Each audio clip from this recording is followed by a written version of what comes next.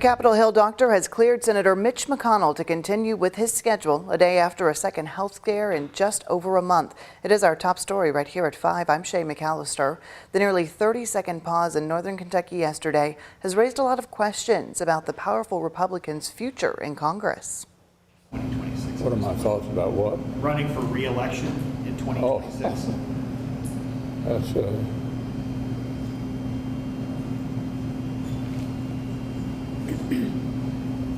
Did you hear the question, Senator? Running for re-election? The 81-year-old U.S. Senate Minority Leader eventually resumed taking questions from reporters. In a statement, McConnell's office says he felt, quote, momentarily lightheaded.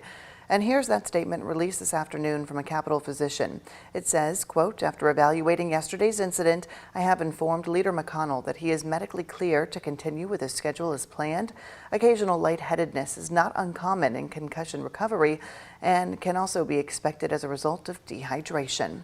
Well, tonight, Isaiah Kim Martinez is diving into Kentucky's law on filling U.S. Senate vacancies if and when that time comes. Isaiah, what did you learn? Well, Shay, first we want to make it clear that this story, of course, is for educational purposes. McConnell has said he has no intention of stepping down, but if he did choose to resign, here's what state law would require. Kentucky's governor would choose from a list of 3 candidates submitted by a top committee within the state's Republican Party. The governor used to be able to appoint anyone from either party until a 2021 law added stipulations. The person appointed temporarily fills the role until a special election is called. Governor Andy Beshear was asked Thursday if he'd comply with the law if the opportunity were to present itself. There is no Senate vacancy. Senator McConnell has said he's going to serve out his term, and I believe him, so I'm not going to speculate about something that hasn't happened and isn't going to happen. And to reiterate, Kentucky's Republican Party would have substantial influence in the process of appointing a replacement if needed. Now, we talked about this concept with a couple political science experts today. They also touched on term limits and how McConnell's latest incidents may play into the race for Kentucky governor. That's coming up right here at 6. Shay. All right, Isaiah, thank you very much. Well, we also reached out to the Republican Party of Kentucky asking about the vacancy law and how it may be applied in the years to come. A spokesperson for the party said since there isn't a vacancy right now, it would be, quote, premature to comment. Senator McConnell has had multiple health scares this year alone. Back in March, he suffered a concussion and a fractured rib after a fall. In July, he had a minor fall on an airport jet bridge. A little over 1 month ago, he had a similar episode to yesterday's, where he stopped speaking to the press on Capitol Hill. McConnell's office says he felt lightheaded after both of those incidents. President Biden says he has spoken to Senator McConnell, and he says he's confident McConnell will be back to his old self soon.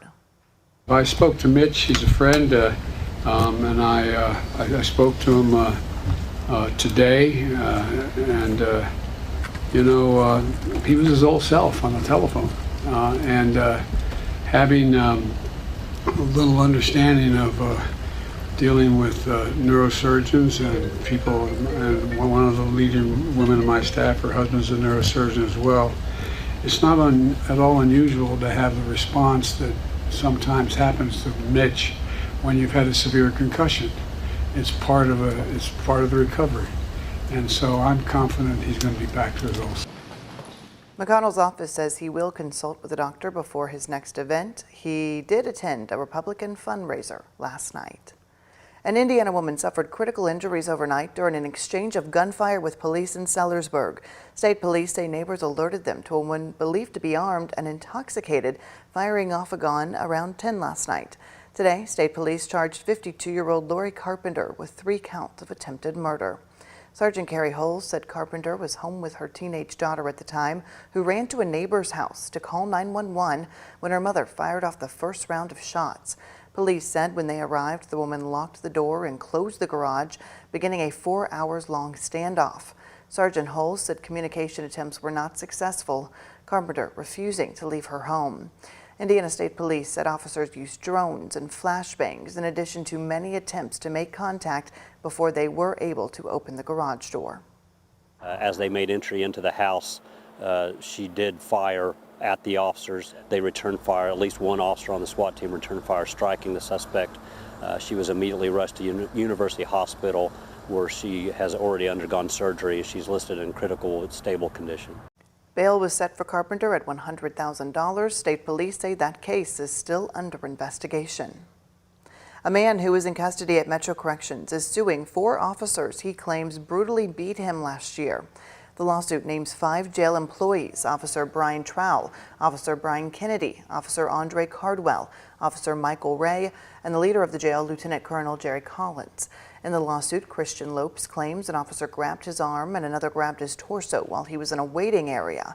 Lopes claims while he was pinned down, he was placed in a chokehold and officers took him to the ground. The lawsuit also claims officers kneeled on his body, pinning him to the ground. Lopes says the 4 officers punched him at least 8 times in the face and body while on the ground. He claims he suffered contusions, soreness, and other physical and mental injuries due to that incident. We have reached out to the jail for comment. They said they are aware of the lawsuit and are reviewing the allegations.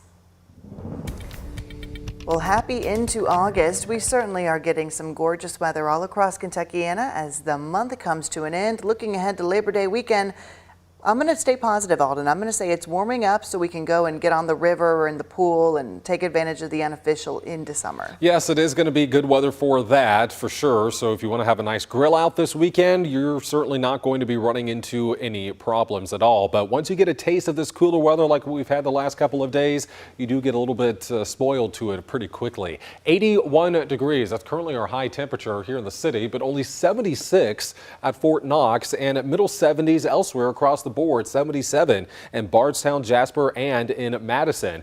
We don't have any cloud cover around either, so it's going to be another very nice viewing of the moon tonight. Of course, last night was that super blue, blue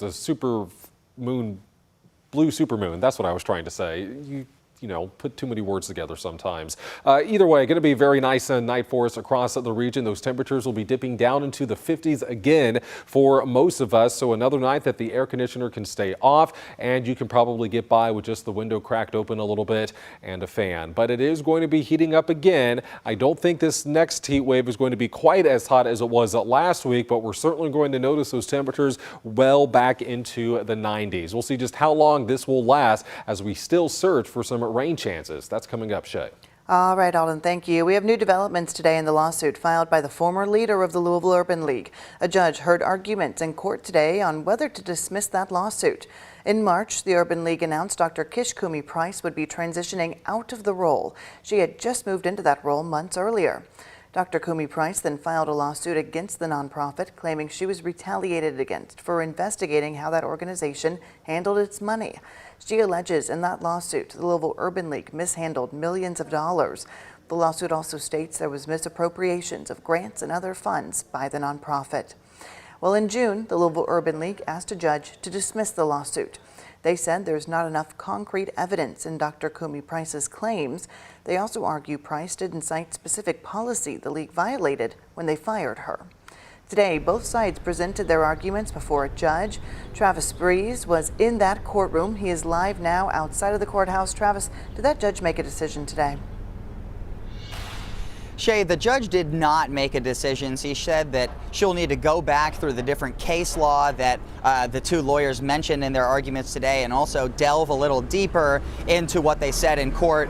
And Kishkumi Price's lawyer made a bit of a more emotional plea to the judge today than what had previously been in the filings online. Dr. Price and current interim Urban League CEO Lyndon Pryor were both in court today. The Urban League went first and said Dr. Price has not even fully stated a wrongful termination claim because she can't prove the league encouraged her to break the law and also cannot claim it was a retaliatory firing. The lawyers also said there is no concrete proof in her lawsuit that the league did anything wrong. Her personal feelings about it do not create a cause of action. She is asking the court to find her feelings supportive of a cause of action.